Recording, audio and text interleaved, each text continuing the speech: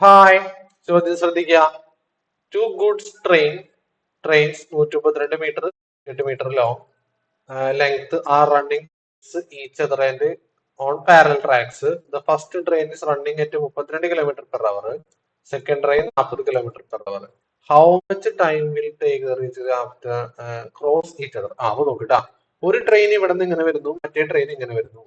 ഇത് രണ്ട് ക്രോസ് ചെയ്ത് കടന്നു പോവാൻ എത്ര സമയം എടുക്കും എന്നാണ് ചോദ്യം. അപ്പൊ ഇത് ക്രോസ് ചെയ്ത് ടൈം കണ്ടുപിടിക്കാനുള്ള സ്പീഡ് കണ്ടുപിടിക്കാനുള്ള ഇക്വേഷൻ എന്ന് പറഞ്ഞാൽ ഡിസ്റ്റൻസ് ബൈ ടൈം. ഇന്ന് ടൈം കണ്ടുപിടിക്കാനുള്ള ഇക്വേഷൻ എന്ന് പറഞ്ഞാൽ ട്രാവൽ ചെയ്ത ഡിസ്റ്റൻസ് ബൈ സ്പീഡ് ആണ്. അപ്പൊ നോക്കാം, ട്രാവൽ ചെയ്ത ഡിസ്റ്റൻസ് വേണം. ഡിസ്റ്റൻസ് പറഞ്ഞാൽ ഇത് ക്രോസ് ചെയ്യുമ്പോ അപ്പൊ ഈ ട്രെയിൻ ഇത് രണ്ടാമത്തെ ട്രെയിൻ ഇത് ഇവരിങ്ങനെ ക്രോസ് ചെയ്ത് കഴിയുമ്പോ ഇവിടെ ടോട്ടൽ ഡിസ്റ്റൻസ് അവർ ട്രാവൽ ചെയ്യേണ്ടത് ഈ രണ്ട് ട്രെയിൻ ലെങ്ത് ആണ്. അപ്പൊ 132+108. അപ്പൊ 132+108 എന്ന് പറയുമ്പോ 100, 140, 240. അതാണ് അവർ കവർ ചെയ്യേണ്ട ഡിസ്റ്റൻസ്. രണ്ടുപേരുടെ ലെങ്ത് ആണ് അവർ കവർ ചെയ്യേണ്ട ഡിസ്റ്റൻസ്. ക്രോസ് ചെയ്യുന്നു എന്ന് പറയുമ്പോ ഇനി അതിനെടുക്കുന്ന സ്പീഡ് എത്രയാ?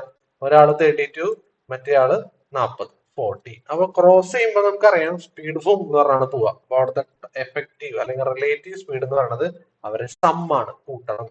42 32 തമ്മിൽ കൂട്ടുമ്പോ 72. പക്ഷേ മറ്റേ 240 മീറ്ററിലാണ്, 72 km/h ആണ്. ആൻസർ വേണ്ടത് മീറ്റർ സെക്കൻഡിലാണ്. മീറ്റർ പെർ സെക്കൻഡ് മാറ്റണം. മീറ്റർ പെർ സെക്കൻഡ് മാറ്റാൻ 5/18. 5/18. അപ്പൊ 72-നെ 5/18 വെച്ച് ചെയ്താൽ പരിപാടി കഴിഞ്ഞു. 18 72 4 വട്ടം അത് ആദ്യം തീർത്തു. ഇനി 4×5 = 20 മുകളിൽ 240 കട്ട് ചെയ്ത് കളയുമ്പോ 12 സെക്കൻഡ്. ഇതാണ് ആൻസർ. ഓക്കെ.